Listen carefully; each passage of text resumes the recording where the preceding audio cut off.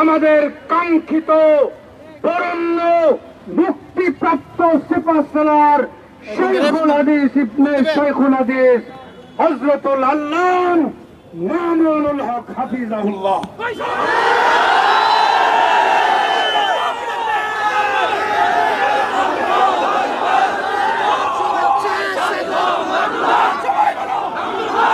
আসসালামু আলাইকুম ওয়া রাহমাতুল্লাহ।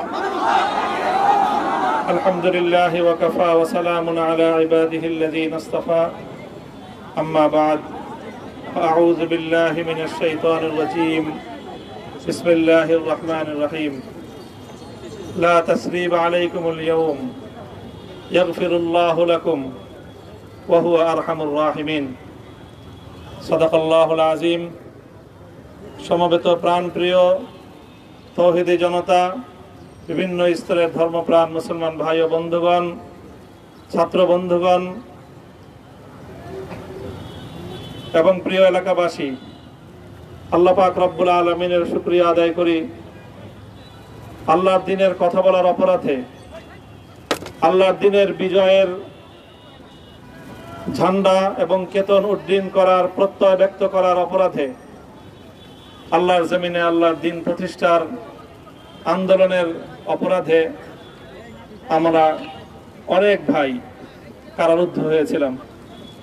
পর্যায়ক্রমে সকলেই আলহামদুলিল্লাহ জিন্দানখানার লৌহ প্রাচীর ভেদ করে মুক্ত জীবনে ফিরে এসেছেন। সর্বশেষ আজ আমার মুক্তির মধ্য দিয়ে 2021 সালে হেফাজতে ইসলাম বাংলাদেশ এবং এদেশের আলেম সমাজের উপর ইতিহাসের অন্যতম এক গভীর ষড়যন্ত্র এবং চক্রান্ত নির্যাতনের যে স্টিম রোলার পরিচালনা করা হয়েছিল, তার আজকে একটি প্রাথমিক অধ্যায়ের পরিসমাপ্তি ঘটল।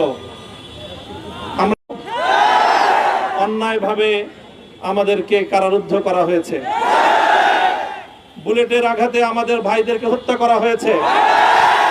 আমরা যখন আমাদের সন্তানদের লাশ এবং তাদের সেই মরদেহকে সামনে রেখে আমরা যখন আমাদের ন্যূনতম প্রতিবাদটুকু উচ্চারণ করতে গিয়েছি, তখন আমাদেরকে কারারুদ্ধ করা হয়েছে,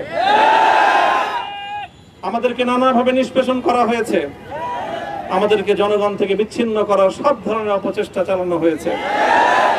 আমি আজ এই মুহূর্তে আমার এই মুক্তি উপলক্ষে আমি বলতে চাই, আমাদের উপর জুলুম করা হয়েছে, এটাকে আমরা সহ্য করে নিলাম। আমাদের ভাইদেরকে হত্যা করা হয়েছে, সেটাও সহ্য করে নিলাম। আমরা আমার সন্তানের লাশ কাঁধে তুলে নিয়েছি, সেটাকেও আমি হাসি মুখে বরণ করে নিলাম। আমাদেরকে অপমান এবং লাঞ্ছনার সব ধরনের ষড়যন্ত্রের সম্মুখীন হতে হয়েছে, সেটাও আমরা হাসি মুখে বরণ করে নিয়েছি। কিন্তু আল্লাহর জমিনে আল্লাহ এবং তার রাসূলের কোনো অসম্মান এক মুহূর্তের জন্য আমরা বরদাস্ত করে নেব না। আমরা আমাদের সর্বোচ্চ ত্যাগ এবং কোরবানি স্বীকার করতে প্রস্তুত রয়েছি, জীবন দিতে প্রস্তুত রয়েছি। আল্লাহর জমিনে আল্লাহর দ্বীনের ঝান্ডা সমুন্নত করেই আমাদের যাত্রা থামবে ইনশাআল্লাহ। হয়তো শাহাদাত, নয়তো খেলাফত ইনশাআল্লাহ।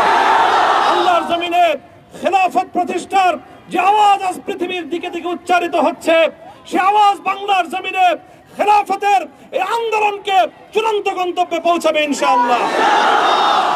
আমি বাংলাদেশের আলেম সমাজ, হেফাজতে ইসলাম বাংলাদেশ সহ বাংলাদেশ খেলাফত মজলিস সহ সকল ভ্রাতৃপ্রতিম সংগঠন, সকল ধর্মপ্রাণ, ইসলামপন্থী বিভিন্ন ছোটখাটো মতভেদ, মতবিরোধ, মত পার্থক্যের ঊর্ধ্বে উঠে যারা এলায়ে কালিমাতুল্লাহর এই এক বাণীতে বিশ্বাসী, আল্লাহর জমিনে আল্লাহর দ্বীন কায়েম করতে চাই, আমাদের তাআলাউ ইলা কালিমাতিন সাওয়াইন বাইনানা ওয়া বাইনাকুম এই এক মন্ত্রে উজ্জীবিত হয়ে আল্লাহর দ্বীনের ঝান্ডা সমুন্নত করবার এই আন্দোলন এবং সংগ্রামে আমি নিজেকে উৎসর্গ করার ঘোষণা করছি। এবং আমার সকল ভাইদেরকে, আমি সকল উলামায়ে কেরামকে এবং ধর্মপ্রাণ মুসলমানদেরকে, ইসলামী নেতৃত্বকে ঐক্যবদ্ধভাবে এই সংগ্রামের ঝান্ডা সমুন্নত করবার, ধারণ করবার আহ্বান জানাচ্ছি। এবং আপনাদের সকলকে আবার শুকরিয়া জ্ঞাপন করছি। যে আজকে আপনারা এভাবে আমাকে উৎসাহিত করেছেন, উজ্জীবিত করেছেন। আল্লাহ পাক আপনাদের সকলকে উত্তম বিনিময় দান করুন। প্রিয় ভাইয়েরা,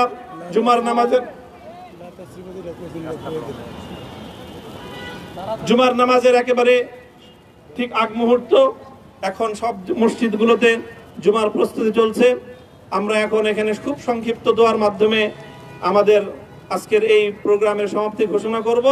এরপরে ইনশাআল্লাহ প্রত্যেকে সুশৃঙ্খলভাবে যার যার জায়গা মতো বা আশেপাশের মসজিদগুলোতে গিয়ে আপনারা জুমার নামাজ আদায় করবেন। আমি আবারও বলছি, আমি আমার আলোচনার শুরুতে কোরআনে পাকের সেই আয়াতটুকু তেলাওয়াত করেছিলাম, হযরত ইউসুফ আলাইহিস সালাতু ওয়াস সালাম কারামুক্তি এবং প্রকৃত যারা অন্যায়কারী ছিল সেই অন্যায়কারীদের স্বরূপ ওনার সামনে উন্মোচিত হয়ে যাওয়ার পর, জাতির সামনে তাদের স্বরূপ উন্মোচিত হয়ে যাওয়ার পর তিনি যে কথা বলেছিলেন, আমিও নবী ইউসুফ আলাইহিস সালাতু ওয়াস সালামের অনুসারী হিসাবে তার সুরে সুর মিলিয়ে কণ্ঠে কণ্ঠ মিলিয়ে এই কথাই বলতে চাই, লা তাসরিবা আলাইকুমুল ইয়াউম। ব্যক্তিগত আক্রোশের প্রতিশোধ আমরা কারো কাছ থেকে গ্রহণ করব না।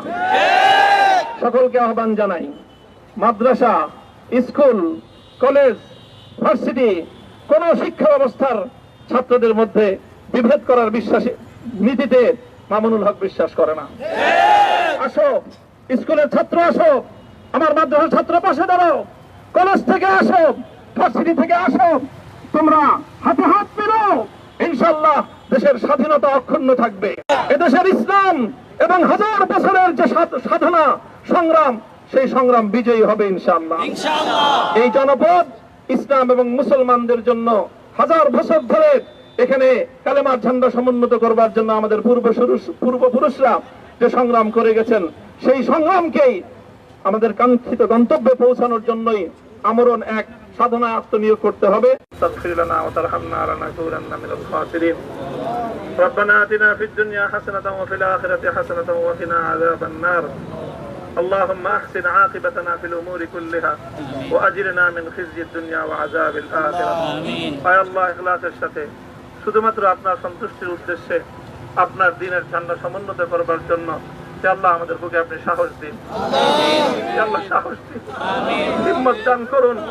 আল্লাহ আপনার নুসরতকে, আপনার সাহায্যকে আমাদের শামিলে হাল করে দিন। হে আল্লাহ আপনি আমাদেরকে সাহায্য করুন। আমরা সংখ্যায় কম, শক্তিতে দুর্বল, হে আল্লাহ সর্বদিক থেকে আমরা অপ্রতুল, কিন্তু আপনার সাহায্য সাথে থাকলে আল্লাহ পৃথিবীর কোন শক্তি আমাদেরকে রুদ্ধ করতে পারবে না, পরাস্ত করতে পারবে না। হে আল্লাহ আমরা আপনার সাহায্য চাই। হে আল্লাহ জালিমের জিন্দানখানাগুলোতে সারা বিশ্ব জুড়ে অসংখ্য মুজাহিদিন, অসংখ্য মুসলিম সংগ্রামী তারা দিনের পর দিন, মাসের পর মাস, বছরের পর বছর মানবেতর মজলুমিয়াতের জীবন যাপন করছে। হে আল্লাহ সকল মজলুমদেরকে আপনি মুক্তির ব্যবস্থা করে দিন।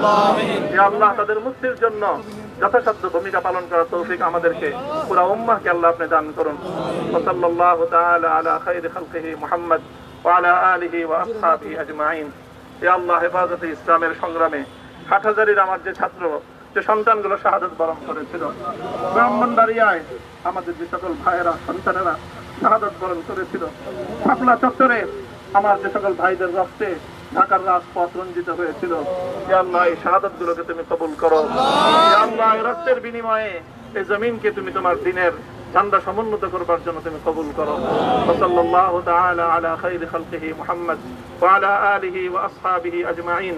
সুবহান রাব্বিকা রাব্বিল ইজ্জাতি আম্মা ইয়াসিফুন ওয়া সালামুন আলাল মুরসালিন আলহামদুলিল্লাহি রাব্বিল আলামিন। দর্শক, যেমনটি দেখলাম যে আসলে তিনি এখানে কথা বলেন এবং তিনি যে বিষয়গুলো উল্লেখ করেছেন যে তার বিরুদ্ধে যে অভিযোগগুলো ছিল সেই অভিযোগগুলোকে তিনি অনেকটাই মিথ্যাই বলেছেন এবং ইতিমধ্যে